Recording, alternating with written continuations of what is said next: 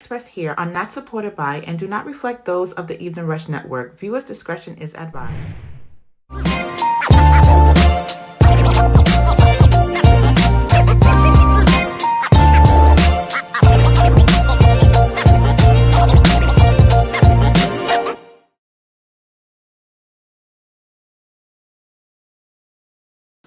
You are now plugged in with Molly and Joe, the Mental Warriors, along my brother Zachariah Yisrael, another mental warrior from a long time. We clap it up, clap it up. We usually have claps and all that other good stuff.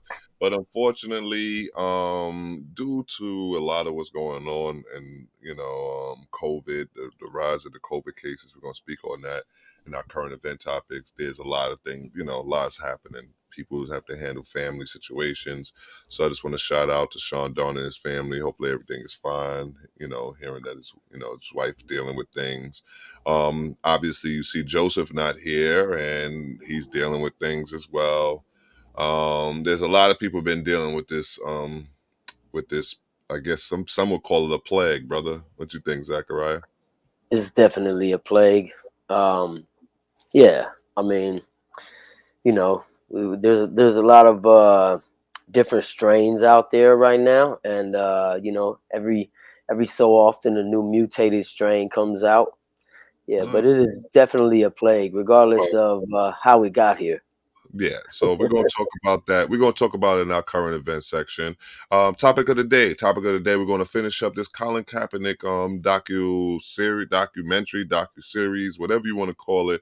It was very enlightening and very Absolutely. powerful. Colin Kaepernick, quarterback to black activist, part 2 of 2. This is our last part to that. We're going to finish it off. Just speak on the things that we thought should be highlighted. And there was a lot to it. There was a lot going on in that show. Colin Kaepernick, quarterback to civil rights activist, part 2. All right. I mean, because we're just some hood guys. That's from hood guys to activists, right? So let's do this.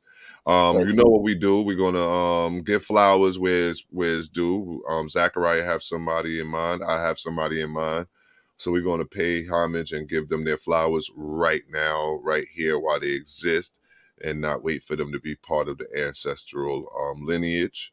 And then we also have what you already know, current events. That's where we're going to talk about different topics like COVID. We're going to talk about, I know it's not homage. We're going to making our ancestors proud. I know it's making our ancestors proud. But in doing so, we're giving salute to those people as well. All right. Current events, of course, we're going to speak about COVID. We're going to speak about what's happening for the new year, because it's the calendar new year. I mean, although there are people that speak on different aspects of the year being the new year. Some people celebrate the new year in April. Some people celebrate it in September. Some people celebrate it whenever they feel like it. But in my mentality, the new year happens around, when things is coming to life. You know what I'm saying? That just makes sense for me. But I'll just go with what they're saying. The calendar new year is coming up and what we expect from that. And that's what that's the introduction right there. The platforms we on. What platforms we on there, Zachariah? Oh, okay. You're putting it on me. We are on Amazon Music, Pandora, Stitcher, Podchaser, TuneIn, Reasons Podcast, Google Podcasts, YouTube, Facebook, Instagram, Anchor.fm, Spotify, iHeartRadio, Mixcloud, iTunes Podcast, the Evening Rush Network, of course, and don't forget to download the app. Yeah, he was speaking on the app earlier, so maybe we might not be saying that too many more times. He was talking about, no more app. Yeah, no more app, unfortunately. But listen. I'm pretty sure they'll get back up when it's necessary. The reason why I put you on the spot like that is because sometimes I feel like I'll be running my mouth. Oh, yep, there's still an app. Okay, there's still an app. It just won't be the commercial for the app today. Okay. Copy you, Sean. Copy that. Oh, good. You can put me on the spot for that, man. You can do that because that's my job. But I'll be forgetting. I'll be forgetting that you're going to more than make up for it later on. So I might as well just run it down, right? Yeah, there you go. You're gonna. They're fixing the commercial. Okay, we're having technical difficulties with the commercial. All right, cool. I Okay. mean, he might need me to do some voiceovers. I don't know. Maybe, maybe not. Who knows? All right. But so right now in sports, the Knicks is doing horrible. The Giants is out of it. Zach is not a sports fan. Joe is gone. Don't ask. Don't So, even ask me. yeah, I'm not even asking you. Yep, spring equinox equal to New Year. Yes, I do agree. I do agree, producer extraordinaire. I do agree. I do agree. I do Yep. agree. Makes more Shout out. sense. I want to shout out to my wife Tiff, who gave me my little green screen situation behind here. I actually like it. It's kind of cool. Got a little. Got put my plug back there. So I'm gonna switch it up each week. Have something different, something powerful. Who knows? You know what I mean? Who knows what next week might bring? Right? Just mess with the Uh-oh. green screen. Well, I'm gonna have to get me one now. Yeah, yeah, yeah, yeah, yeah, yeah, yeah. If I can find another one, I'll try to snatch it up for you, brother. Trust me, I'm gonna actually put that. I'm gonna make that a mission. Okay, okay, Oh okay. yeah, yeah, for sure, for sure.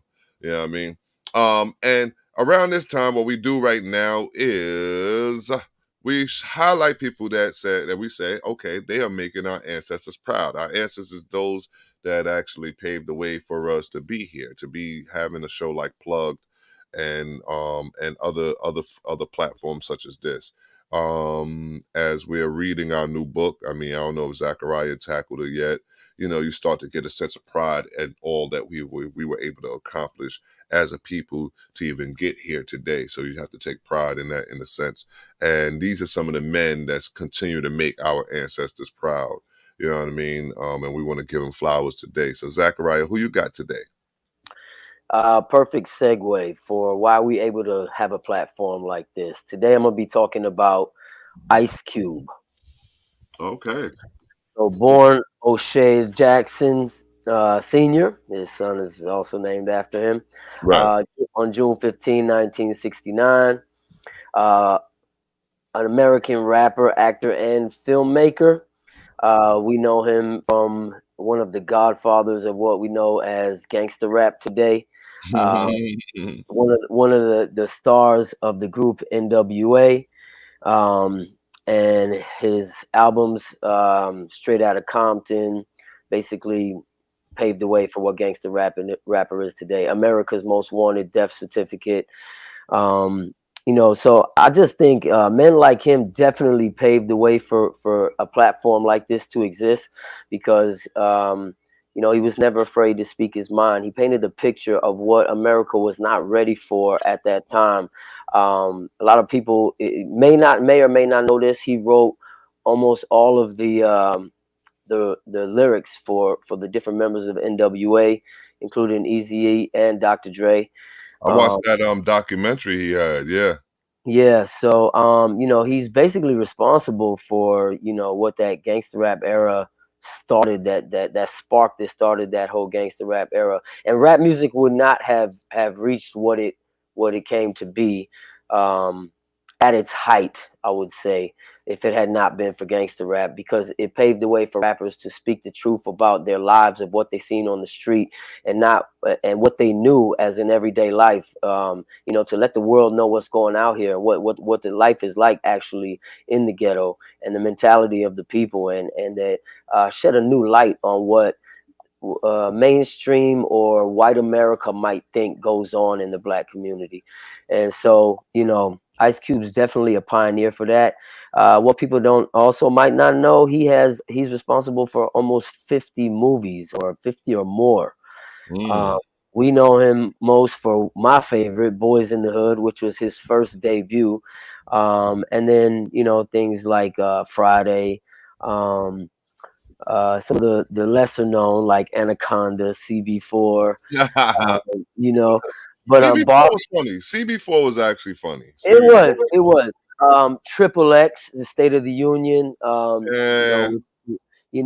21 Jump Street, all the barbershop series, so Mhm. he basically, I believe that all of his work embodies a certain uh viewpoint, to shed light on the lifestyle, life and times of black families in America, and whether that be in the hood, or even on, middle to upper class, what it's like to be black in America. And I just give shout out to him, giving props to Ice Cube, man. You keep doing the damn thing, and it's because of people like you we are able to have a platform like this today. Yes, sir. Yes, sir. Indeed, indeed. We usually be clapping it up right about now, but as we said, due to situations today, we're just going to do it the normal way. Give them, put our energy into it, right? All That's right. right. So most definitely, I mean, Ice Cube, I mean, very inspirational. Like I said, Boys in the Hood. We talk about gangster rap. We talk about all the things that he represented. We're talking about F the Police and all these different things. He was the beginning of what you would say. He was a rap activist in a sense.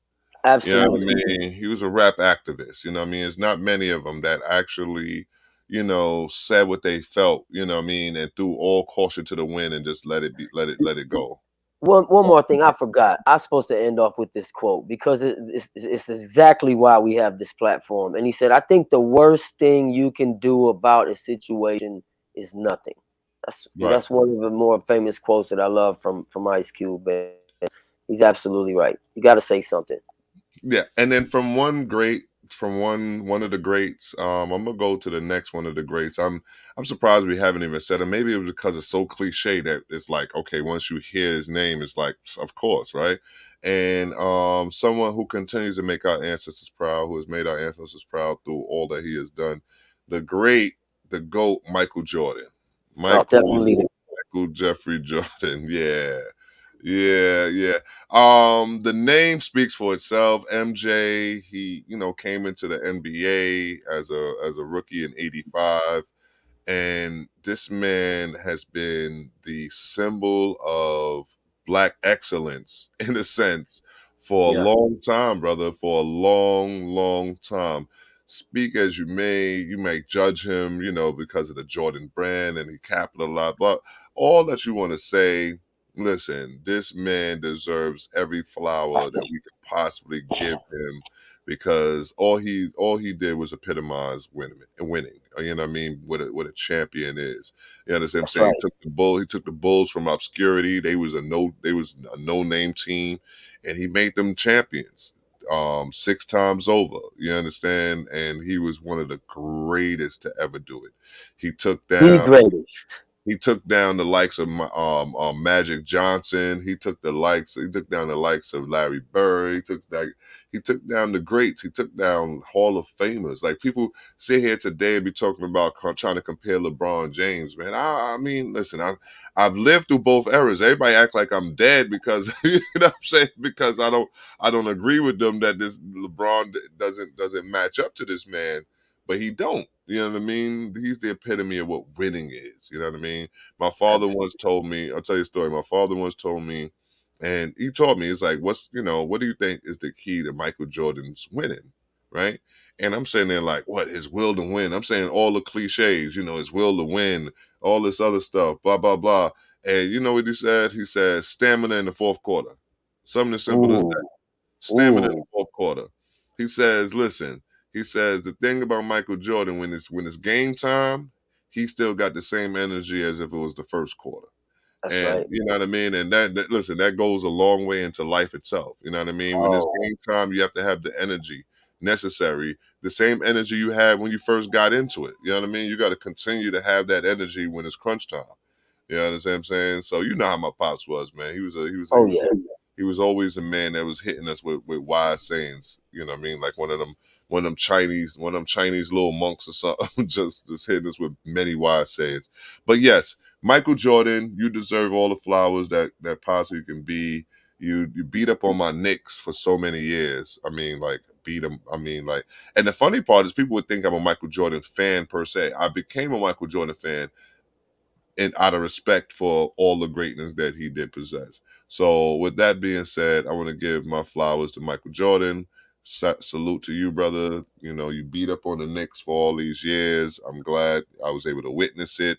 We could have got one or two out of there, but we didn't get none. So I'm just gonna just sit here and sit on my tears. Okay, Sean, I'm sure you happy about that part. That I'm kind of sad about this. That Michael Jordan beat on the Knicks for all those years. But yes, I'm gonna give him his props, making our ancestors proud. Ice Cube, and Michael Jordan. Salute. Definitely. Yes, most def. All right, so moving straight on ahead. I mean, we're going from making our ancestors proud, and what is our next one? It's current events. Current events. Oh, he had to throw Brooklyn in there. Brooklyn is number one now. Yeah. I mean, you arguably got one of the goats of this time. You know what I'm saying? So y'all get your little props right now, but you got to win that chip though. Y'all got to win that championship, bro. Gotta win that championship. You can't be sitting here talking all this mess and y'all don't win no championship. All right? That's all I'm saying.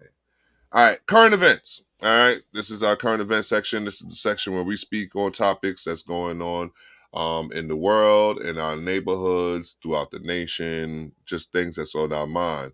All right, and the first thing up, I'm sure it's near and dear to everyone all around. I just finished speaking on our network boss. He's dealing with it in his household. I've dealt with it in my household. And I'm pretty sure a lot of people is dealing with it everywhere, all over the place. I, thank God, haven't had to deal with it, and that's COVID. The COVID variants, the Delta variant, the Omicron, whatever it might be. I don't know, but yeah. Poor Um, Marion, man. yeah, they chose the wrong name for him, right? Yeah. So out here in New York, I'm not sure what's going on in Cali, but out here in New York, testing locations and the lines for the testing locations is going crazy, bro. When I'm talking about, and mind you, it's a little chilly out here, and these lines be a block long around the corner. Outside, mind you, people are outside in these little trucks or what have you. So what's going on in Cali when it comes down to these, to testing? Is everything going? What's going on with the numbers out there? Yeah, it's definitely not the same on this side. We're in like Really? two different worlds. Wow. So where I'm at, there's like, I had before I traveled to New York, a couple months back. They come to your house. They bring you the kit. Like the guy waits outside. You go inside. You get on the app, and the doctor tells you how to do the swab. You put it back in there. The guy waits outside. You bring it to him, and in 24 hours, I had my results. I know there are testing facilities. I had to go see my son in the hospital. It was a while back, about over a month ago, almost 2 months, and I couldn't get in, so I had to pay $100 for the rapid COVID test. Yeah, that's how much they costing out here. And Wait, I got wait, it. I hold got on. it I'm talking about they charging you guys for the test? for the rapid test. They're Like, not charging out here. for the 24-hour test, I could, that was free, and they even came to my house free. But for the rapid test, I needed to get into the hospital that same day. And across the street from the hospital, there was like a little clinic, and I paid $100, and in 10 minutes, I got my results. And no line or nothing. Like the place was empty. That's So crazy, bro. yeah, I think in New York there's just a saturation of people in a small area. You know what I mean? I think I read a statistic the other day. There's almost 8 million people in New York City alone. You know what I mean? So just think about that. And in California, the state is so big. Somebody says it's $100 in New York too if you purchase in the pharmacy or something. Oh wow. I'm Yeah. So yeah, but it's totally different. The numbers are not high where I am. I'm like an hour and a half east of LA. LA is not really like that either. Everything's still open. The certain places you have to wear a mask, mm-hmm. and that's about it. New York is just Well, another. New York has his rules, bro. You seeing we're I guess we're trying to be the front runners in how we're dealing with this situation. So I mean, the rules are the rules. You have to be vaccinated to be in restaurants. The schools, I don't know what's going on. They should just close up the schools right now because, bro, like I said, the numbers is going up and up and up, bro. The numbers is not going down. And mind you, it's people that I know for a fact been dodging this thing for 2 years. You know what I'm saying? For 2 years dodging this, and all of a sudden this whole new variant or what have you just catching everybody left and right. Like I said, it's even invaded my house, and that was kind of scary. And it wasn't scary in the sense where, he was dealing with a lot of pain or anything like that. It was scary in the sense like, wow, You know what I mean? Is here, you know, and I'm just glad it wasn't, you know, as bad as it could have been in the past, you know? Well, here's another thing. You know, over here on this side, I think I mentioned to you before, if not on live on an episode, I mentioned to you how my wife had to give up her career in nursing because she was refusing to get vaccinated, and that's a sort of a mandated thing in hospitals and facilities out here. Um, but she recently went back to work because there's a shortage of healthcare professionals, and now these facilities, not hospitals, but the home care facilities and rehabilitation facilities, are accepting nurses that are not vaccinated. I bet they are. I You bet know, they are. and she even tells me when she's just started going back to work, she's like, yeah, there's like, Mhm. 4 nurses to a station when it's usually like 6 to 8. you know. Wow. So they're dealing with a lot of patients at one Shortages. time. And shortages will always move the needle. It's just like, well, that's why people go on strike. You know, understand what I'm Yeah, saying? You know, exactly. try to move the needle one way or another. You know, so we'll get back to COVID in another situation dealing with here locally here in New York. But we're going to go to the next topic, which is the Kyle Rittenhouse video. I don't know if we got the video footage. Oh It's my probably a God. little long, but matter of fact, we're not even going to give them no props. Forget that video. We don't want to. I don't want to Nah, give them no views. You know yeah, what I mean? yeah, But weeks after Kyle Rittenhouse said he wanted to lay low when he was found not guilty of homicide, attempted homicide, and other charges related to last year's fatal shooting that rocked Kenosha, Wisconsin. The teen was welcomed Monday at a conservative conference to music, pyrotechnics, and a standing ovation from thousands of attendees. hmm, You're a hero to millions. The Turning Point USA leader Charlie Koch told Rittenhouse during the group's America Fest gathering in Phoenix. Bro, that's like business as usual, hmm. you know? Yeah, But it's disgusting at the same time to where I mean, like as much as I've seen it in the past, this one just bothers me a little bit more because there was loss of life, and the loss of life was due to them fighting our cause. You understand what I'm saying? The yeah, loss of life yeah, was because people were sitting there and thought my life mattered. You understand what I'm saying? that's And right. thought any That's you right. know thought all of our lives mattered, and here go this young murderer come and take these people out, man, and then he is paraded around as he's a hero for Yeah, taking lives. yeah. I mean, we don't, you know, like you said, somebody thought that all of our lives mattered. I don't want to get that misconstrued as some of the listeners, because it was really about a Black Lives Matter thing, and everybody knows what's going on, and we have certain people that are of other ethnicities that came out and showed support, and also get down and dirty in the trenches, and big ups to them. But now here we have it, where this guy rushed over with his assault rifle, talking with a precedence as if he was going to protect somebody that was in danger, when he was actually going to do harm. Yeah, And now he's being painted as a hero, yeah. and you got like white people like celebrating. you know I mean, this is crazy, but I'm not surprised, man. Nothing in this country surprises me anymore, man. Even when I hear a new COVID strain come out, I'm not surprised. When I hear these white cops getting off and vindicated, I'm not surprised. When I hear these guys like Rittenhouse being celebrated and they're throwing shows in arenas for him, I'm not surprised. It's a sad thing that this thing is becoming so normal, Normal. so routine. Is it Not becoming normal. normal? Is it becoming Not normal? Is it normal. becoming Not routine? normal. I think it's been normal. I think it's It been normal. has. It It's has. been It has. routine. It has.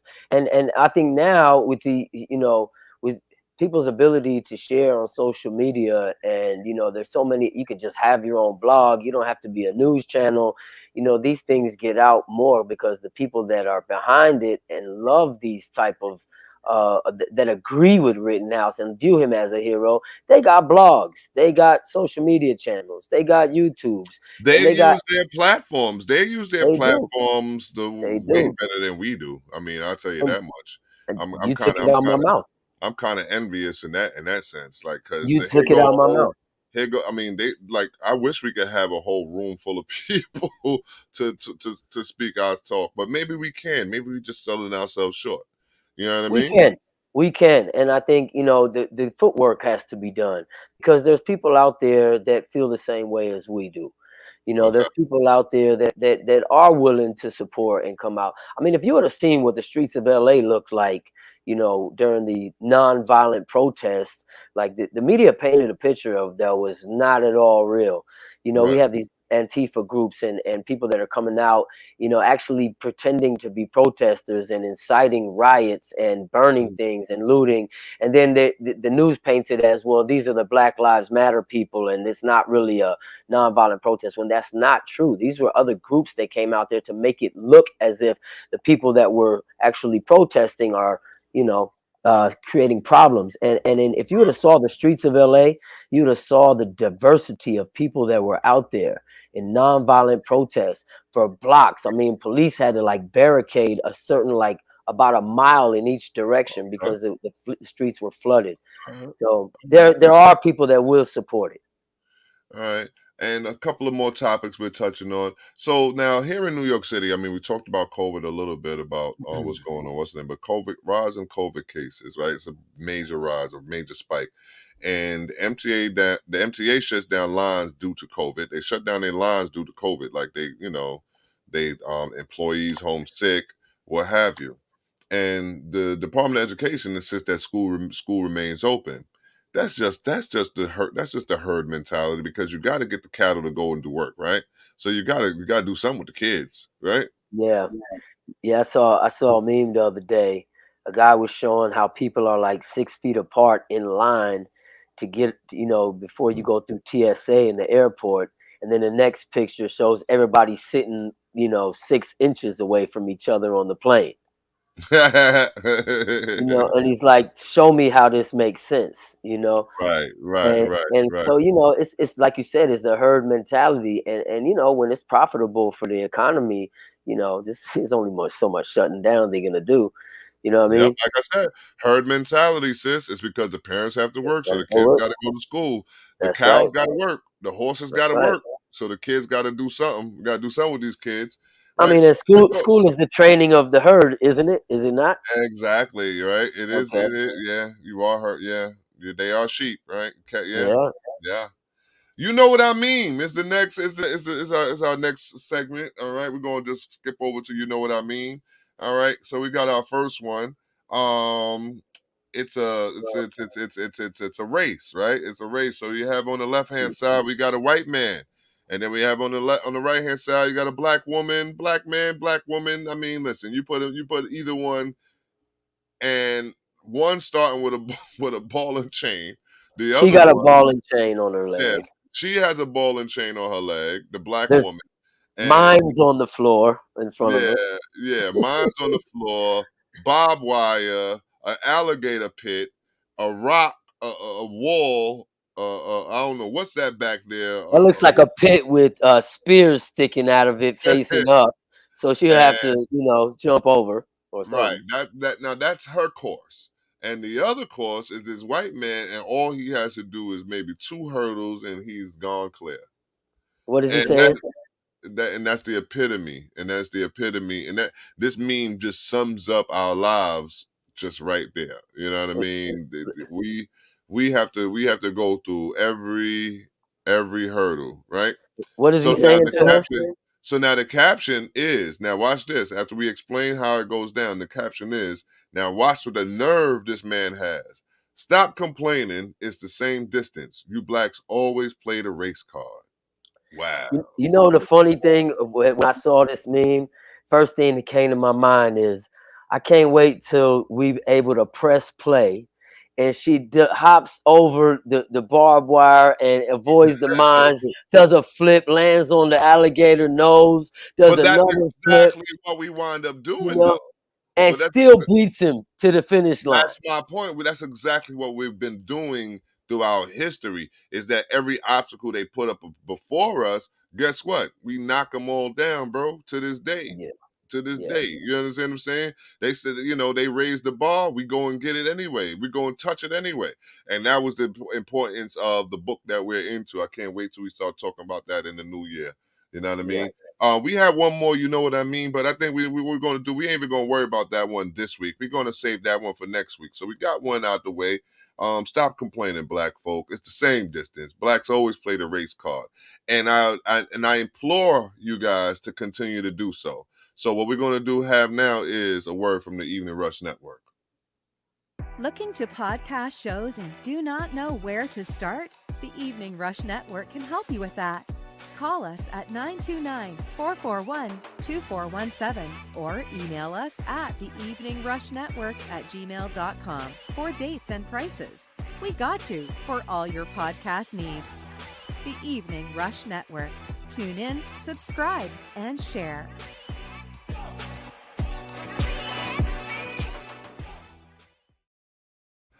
We are back. Shout out to the Evening Rush Network. The Evening Rush Network. We are sponsored by none other than my favorite organization. That's my organization. That is Baller, Big Apple Leadership Academy for the Arts. We are on Instagram. That's Plugged MJ. That's at Plugged MJ. We also on Facebook. That's Plugged with Molly and Joe. Plugged with Molly and Joe.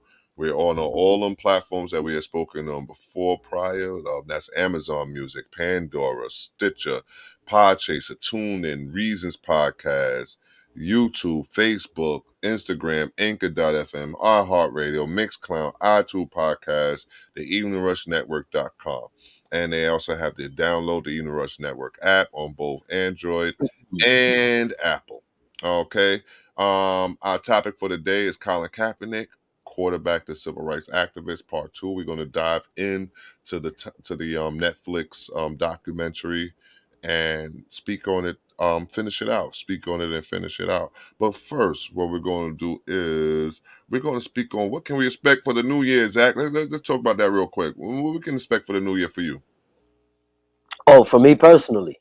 Listen, for everybody, it don't matter. For what you think is going to happen. Oh, well.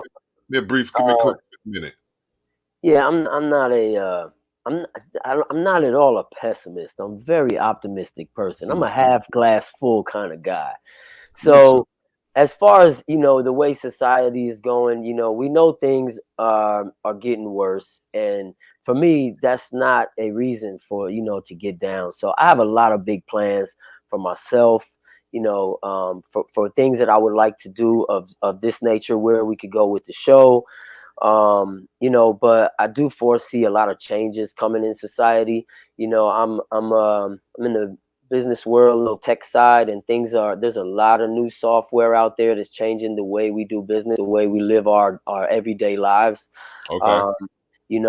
And AI is taking over, machine learning, and these things are going to affect society in the long run. You know what I mean? And there's nanotechnology, there's Matrix, there's cryptocurrency, all of this stuff, and society has to adapt to this, as well as government making new rules to keep up with everything.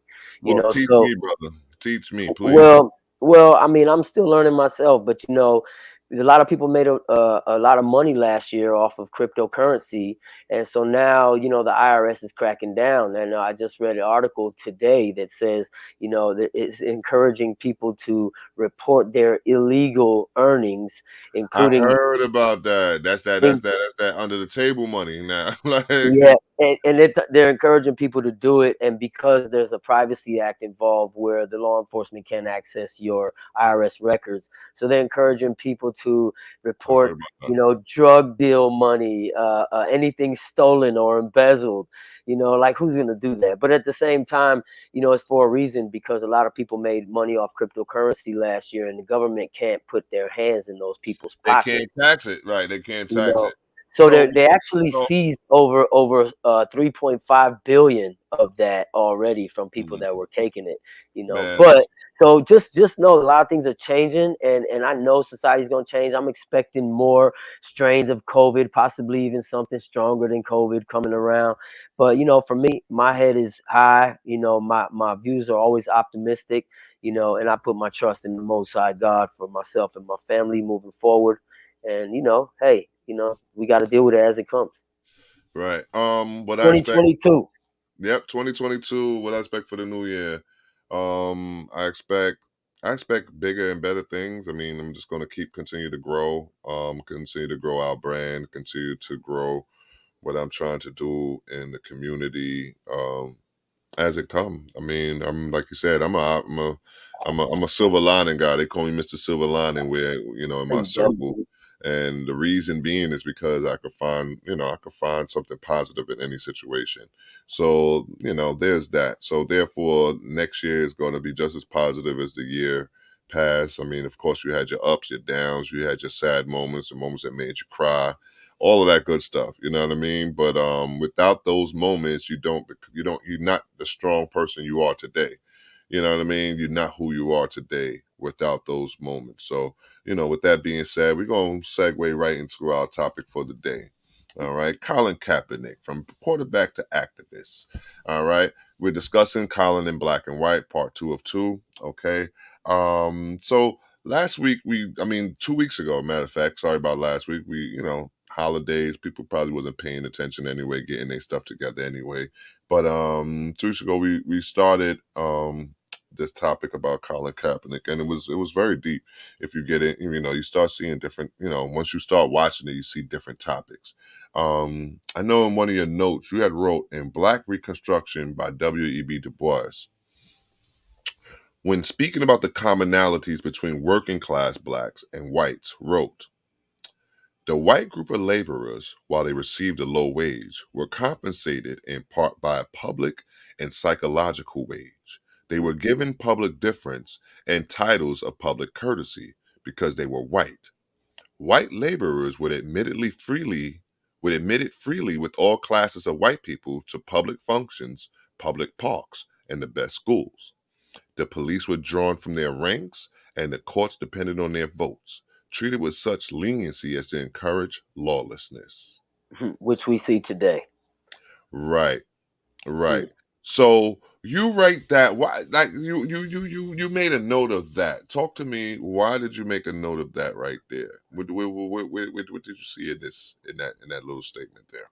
Well, when you watch, Colin in Black and White, he shows a lot of footage of that, and he mentions briefly about this quote from W.E.B. Du Bois, and you see it. You see, whites having fun in all these parks where blacks are not allowed. You see white people giving, courtesy by police in the streets, whereas it's the opposite for black folks, and it shows these pictures in black and white, like what was going down before and during the civil rights movement. But nothing has changed today, there's no more whites only signs, but you go into certain towns and into certain places and you're gonna know you're not You could welcome. feel it. You could feel the Like, white only sign.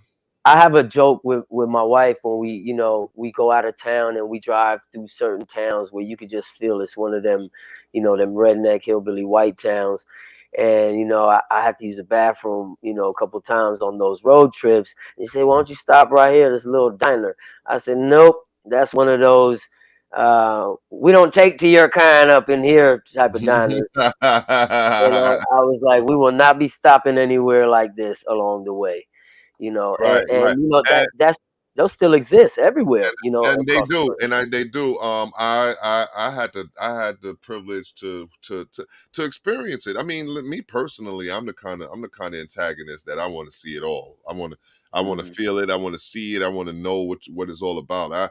I was working in West Virginia, and it was working for Dish Network, and they needed help. So they'll call a bunch of us from New York City to go out to Dish, to go out to these to these towns that need that, because it might have been a storm, whatever. It might have been a hurricane, something knocked down the dishes.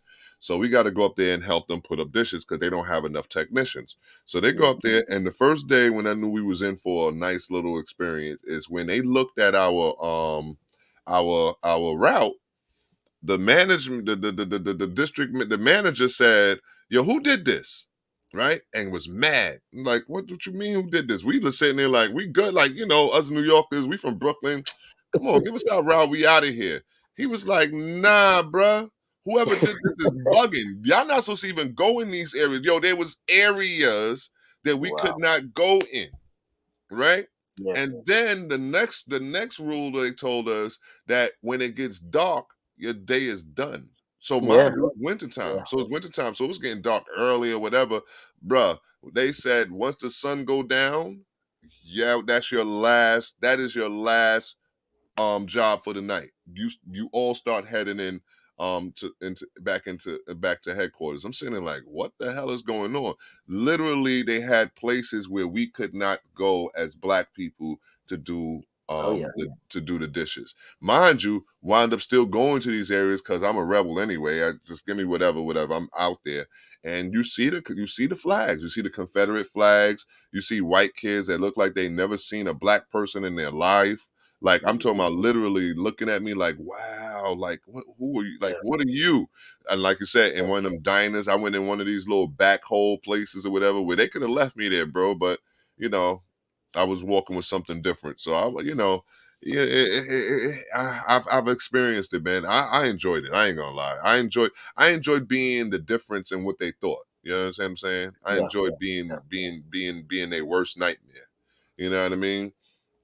But one of the other things that he was talking about in the documentary, in the show, he was talking about white privilege. He spoke about white privilege that he thought he owned as a mixed, as a child of white parents. He thought he just got that just by, just through osmosis or what have you. Yeah. You know what I mean? But he realized that wasn't the case for himself. He said, once a Negro, always a Negro. You know what I mean? Once you got a little bit, listen, and they speak to it. And they speak to it in the past. They speak to it in the book we're reading, where it's like I'm telling you, they literally, if you have any percentage of Negro in you, you are a Yeah. Negro. Yeah.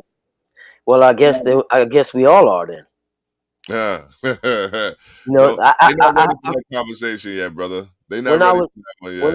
when I was rapping, man, I made a lot of music, and not too much of it was actually controversial or upon subjects of consciousness. But I made a song called Black on Black, right? And Jay-Z was on the hook. Basically we sampled his Black on Black. Oh, it was called All Black Everything, rather say. But he's Right, like, right, right. Black on Black and All Black Everything. That was in the hook. And so I mentioned the line in the song where I said, basically the Ku Klux Klan is committing black on black crime, because I made a reference that we all come from one man who was a black man. And so if you want to get technical, you out here talking about you lynching blacks, they're your relatives too, white Right, people. right, and that's one thing. That's one thing about humanity that I want people to realize, and that's the reason why, like, I had to get away from old ways of teachings and old ways of talking and old ways of hate, is because they would teach disunity when it's all about humanity. It's all about all of us doing this together, because we all come from one beginning. You know what I mean? And once you come from one beginning and spread out, no matter what the colors are, no matter what the shapes, the form, because just because I'm 6'2" and you 5'3" or something. Not saying you 5'3", but someone's 5'9", brother. So yeah, you know what I mean. And listen, they could make it. Listen, think about it. You could make a difference with that. Us 6'2s only hang together. You 5'9s got to go somewhere. Mm-hmm. You know what I mean? Yeah. You can turn that into anything. You can race bait, and that's something we speak to too. You could race bait in any situation. You could race bait anybody in all kinds of different ways. You know what I mean? You could be talking about, I'm 6'2", you 5'9". Nah, we don't rock with each other. Nah, But I'm you black, said you're it. white.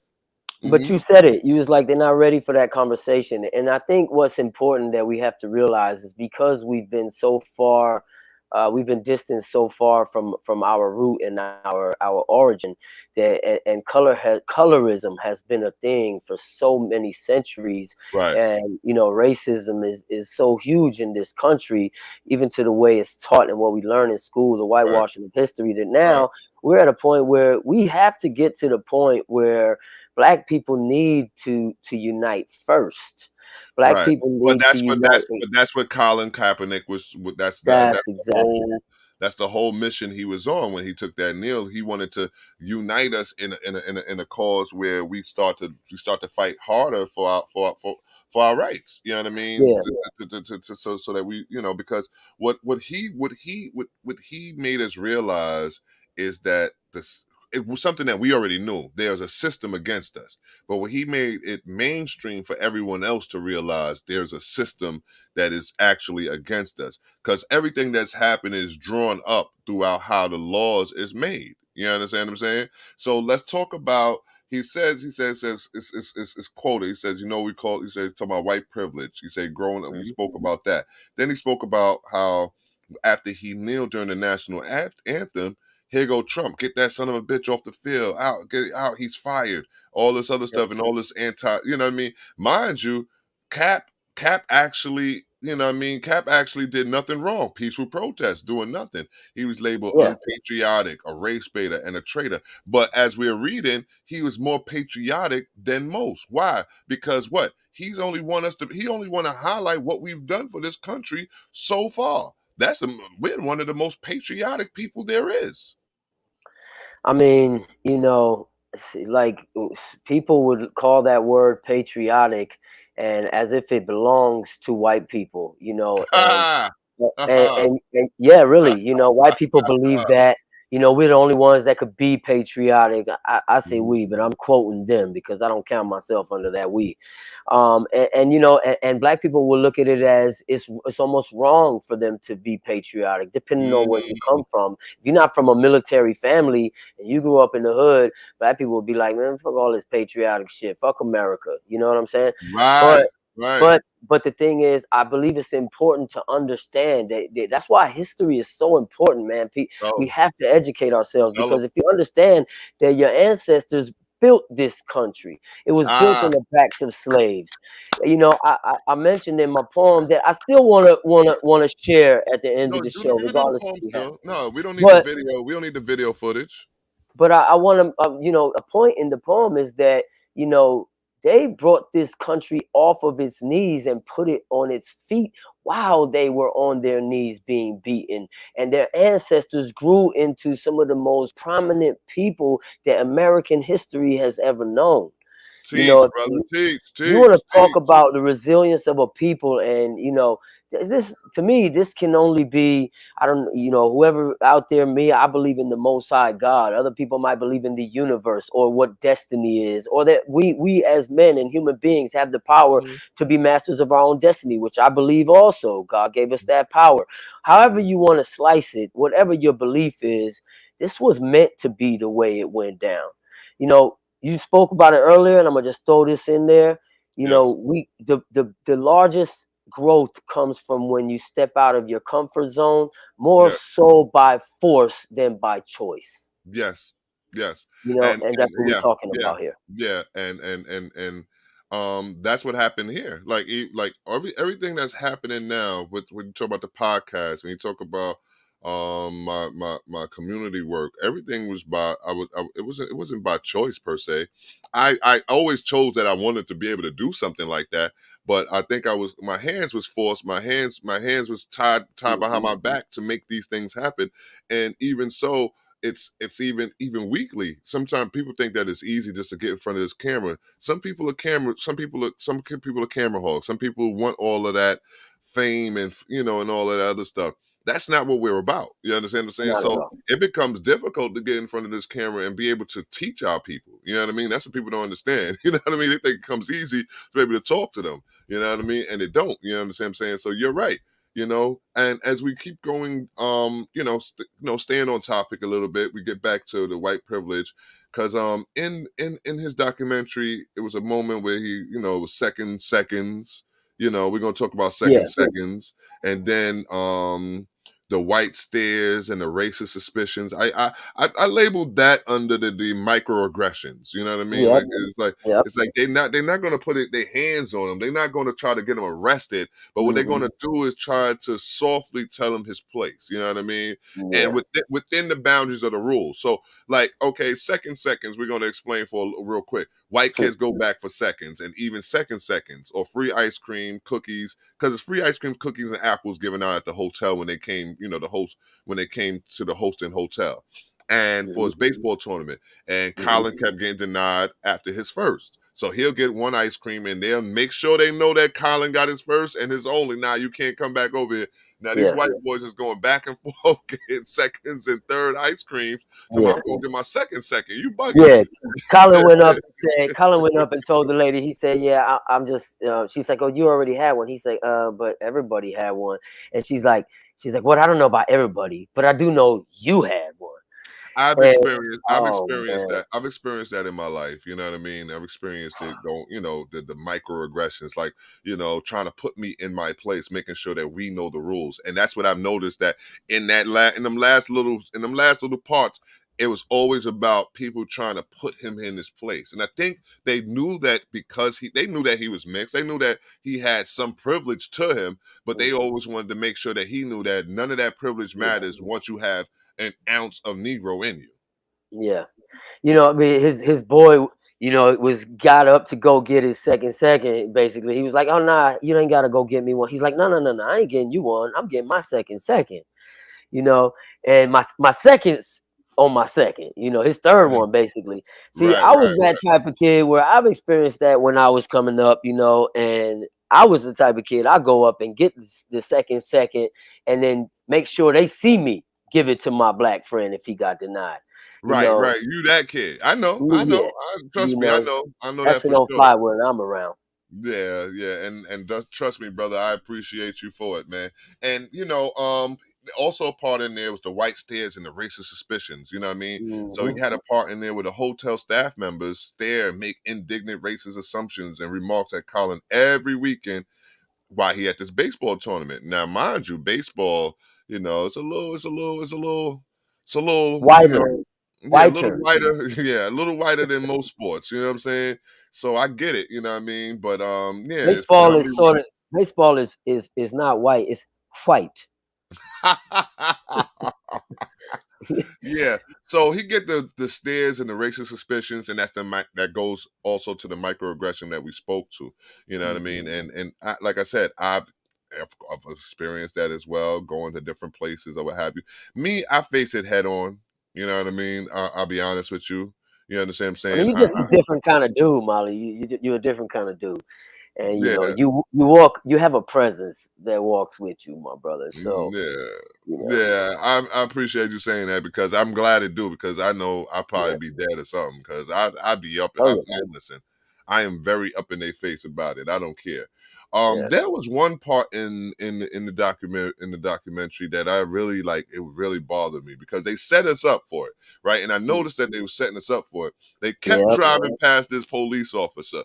Every time, Zach, they kept driving past this police officer. The pops, the moms, the pops, the moms, the pops, the moms, pops, the moms. They finally let Cap drive.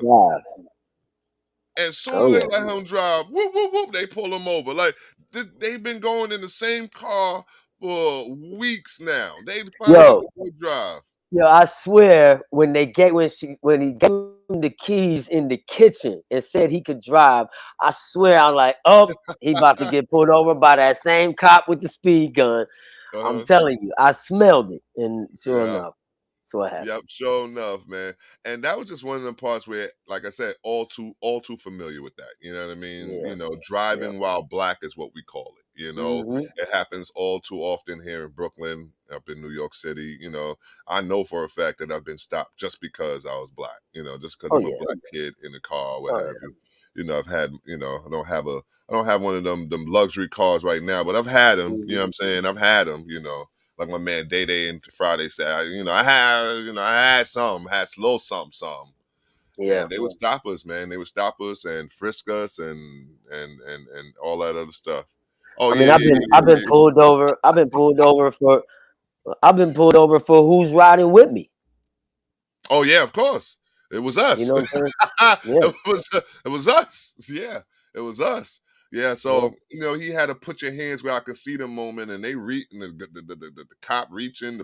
Listen, the parents sitting there surprised, like, this is our son. You know what I mean? But that's when they, that's their reality. They had to realize as well. Like, whoa, what? They had to realize they really in it. You understand what I'm saying? Yeah, they still didn't understand, man. They were just No, so no. blinded by their whiteness. Ah, man, I don't know, man. They're just like green. They don't understand. They kind of downplayed it every time he complained about it.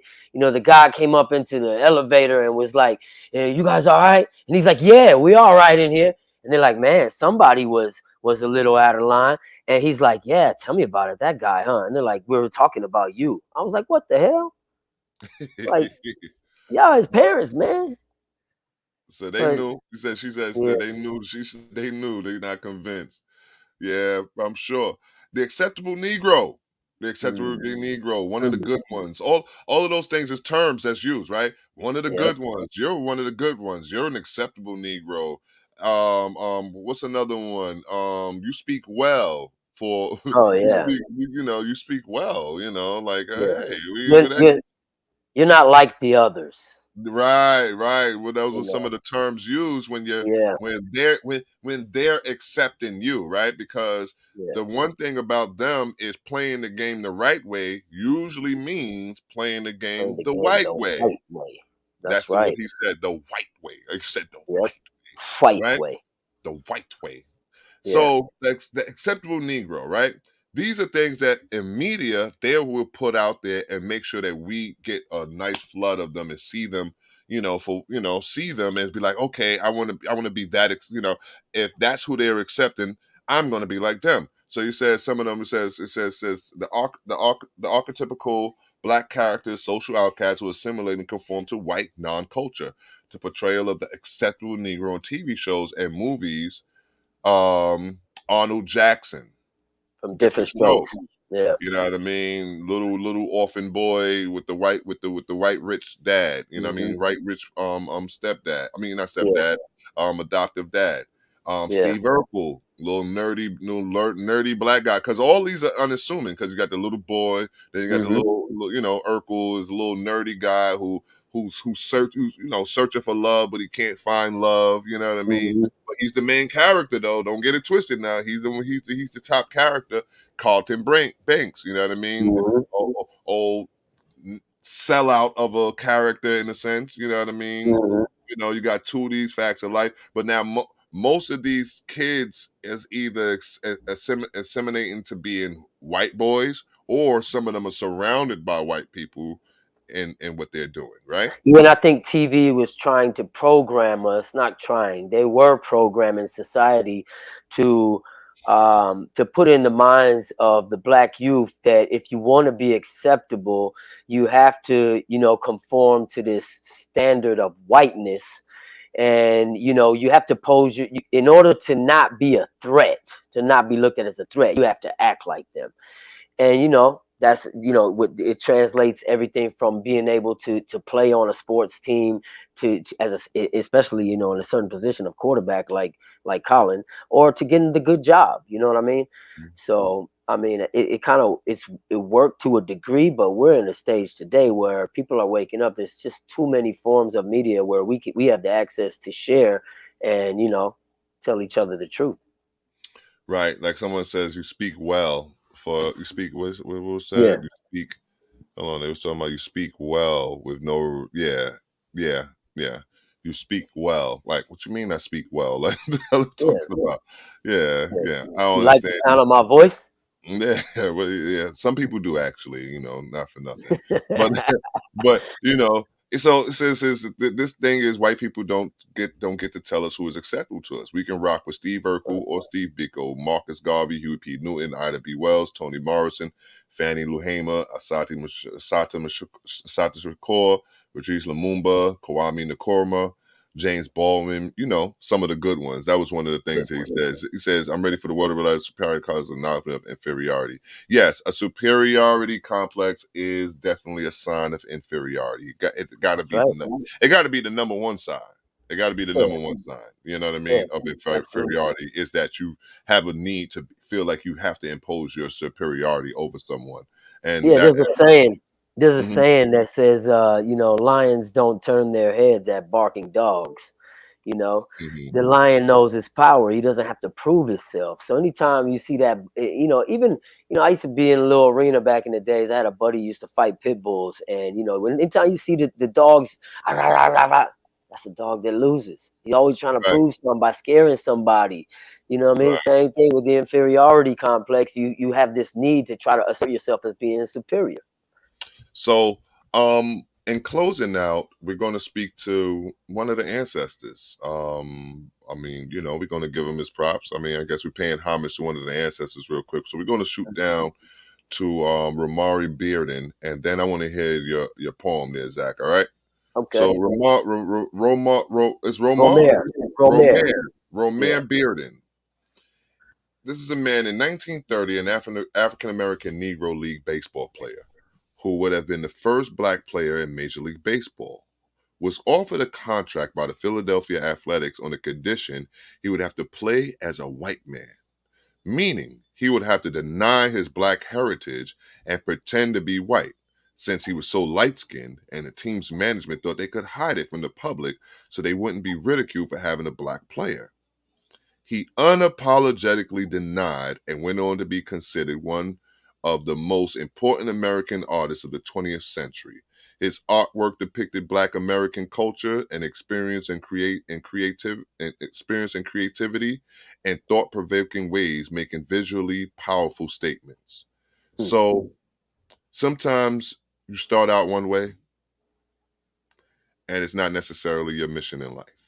That's right. And what this man showed me is that his integrity was bigger, More important. was more important than money in his pockets. Yeah.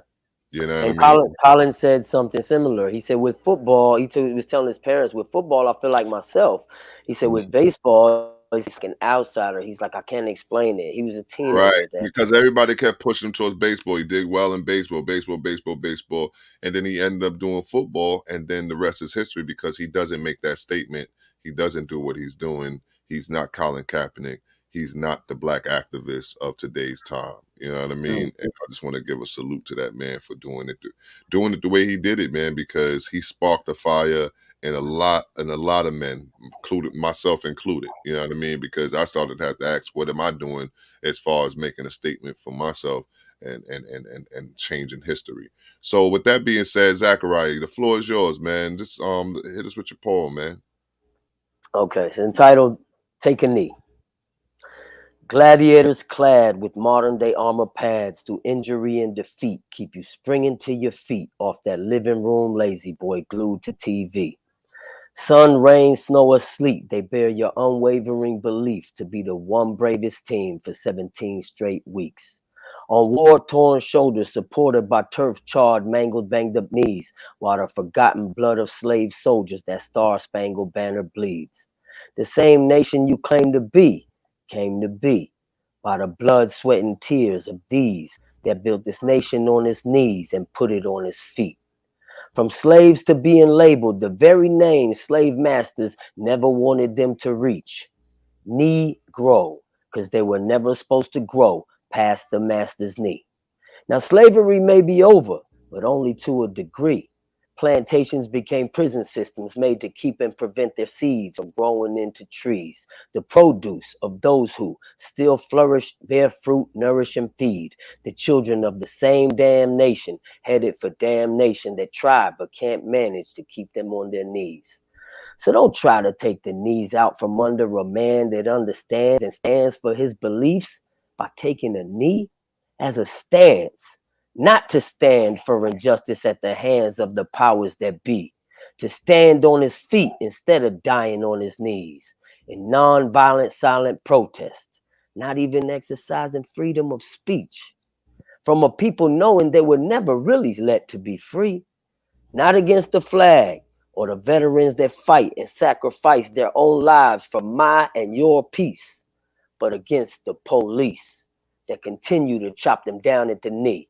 Another cop goes free, another brother shot dead every day in the streets. So please, before you open your fat mouth, point your finger, burn his jersey, and malign his bravery, learn his story and US his story. Then you might understand the risk he took, takes, and meets every single day when he walks down the street, just to breathe the same air you breathe, but still not feel as free. Which may seem a bit extreme, unless you black, and still thrive, live and breathe in today's society. Matter of fact, you too should fall down on bended knees and pray that the very knees you despise and criticize never ever break or give from underneath the weight of this nation it's been carrying on its back since way back before it was known as home of the free. Wow. And with that, people, I have nothing to say. It's nothing to say. Just give that man his props right now. Giving him his wrestling. Oh, that was deep. Props to Colin Kaepernick, man. You the inspiration man. behind that. Yes, man. And you inspired us to do what we're doing. Bombs over Absolutely. Baghdad. We out of here. Peace.